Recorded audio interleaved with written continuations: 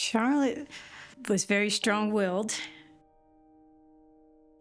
She loved to do TikTok videos. She loved to lip sync to songs that I didn't necessarily approve of, but she loved to do little videos. She had her own style of clothing that I wish I appreciated more. It seemed like I was always picking at her about what sweatshirt she was wearing or the rips in her jeans. And now I look back and she had her own sense of style that was uniquely hers. She didn't care if you didn't like it. She liked it. Up until middle school, she was a happy-go-lucky child, and then middle school hit and she got bullied.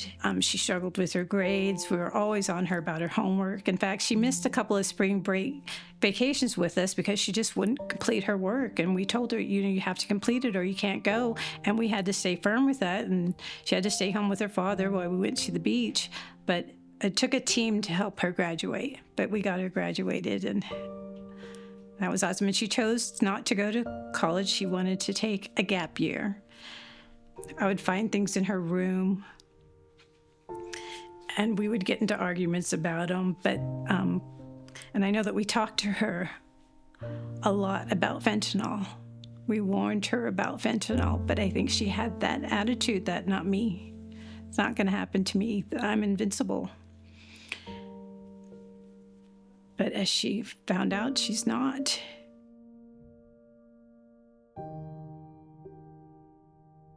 I lost my daughter to fentanyl poisoning when she was 19 years old.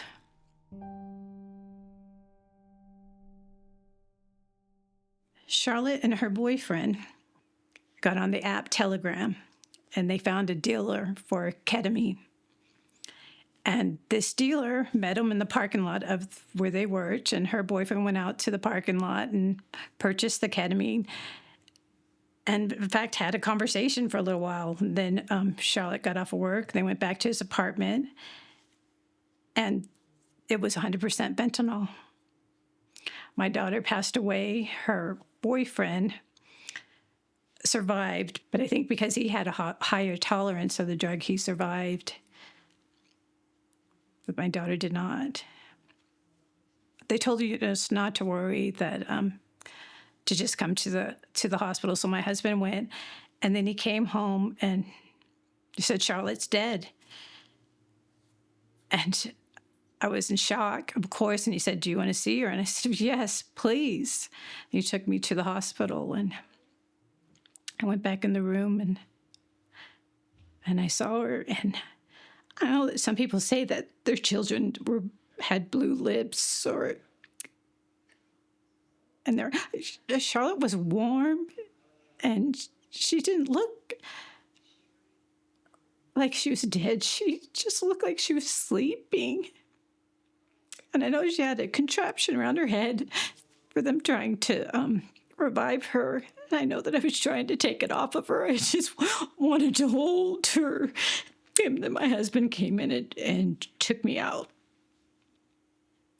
And I remember looking back and seeing the doctor in the hallway, and I'm so sorry I didn't take the time to ask him what happened. My husband keeps reminding me it doesn't matter. It's not going to bring her back. And that's true. But I'd like to know why. Why did she try it that night? Especially when I told her that she had to be careful, that there was a drug out there that was killing kids, and she needs to be careful. And she said, Mom, I'm not going to do that. It's not going to happen to me. But that's one of the reasons why I've done a billboard with Charlotte's picture, and I'm doing this now, is because I want people to see that it can happen to anyone.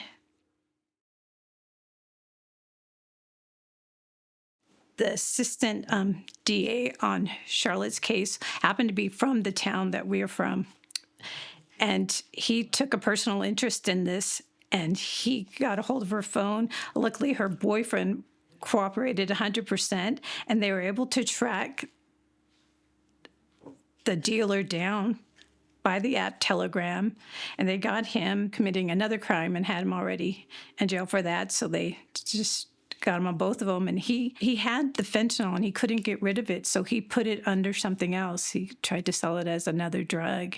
And the sad part is he and his girlfriend had overdosed on this drug, and he had taken her to the particular hospital that my daughter was taken to, but his girlfriend was revived. But he still continued to sell it, knowing how dangerous this drug was. And there were 2 other students that he happened to sold to from the university there that OD'd, but they survived and went back home. But so I'm so glad we got him off the streets. And nothing's going to bring back my daughter, but at least I have that closure. I don't have to continue to wonder about wanting to get justice for her. Thankfully, I have an older daughter and 2 sons. They keep me going. Knowing that I've got to be there for them helps a lot. And I'm a triathlete, so I've been doing a lot of races and keeping myself busy.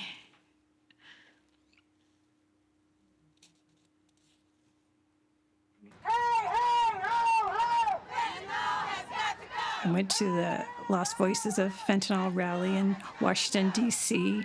I went to the Family Summit, the DEA Family Summit in Sevierville, Tennessee. I'm planning a 1-mile race in honor of Charlotte.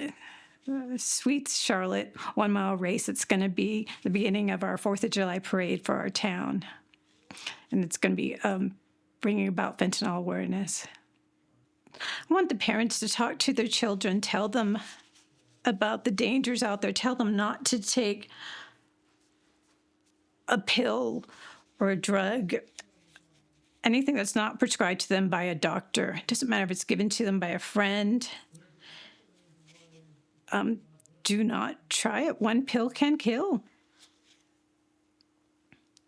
Watch your children, talk to your children. Take a look at their phone, look at what kind of apps they have, limit their time on social media. I think one of the worst things we could have done for Charlotte was to give her a phone and an iPad. And in fact, her little brother, he's 13 years old. He is not getting a phone until, we'll probably get him a phone that he could just make calls on. But he's not going to get an actual phone till 16, maybe 18. I don't know. He's the only one in the whole world who doesn't have a phone at 13. But we're not going to let him get on social media. And I know Charlotte talked about that. She wanted to get married and live on a farm in Wyoming and have children, but she used to tell me, I'm not going to let my children get on social media.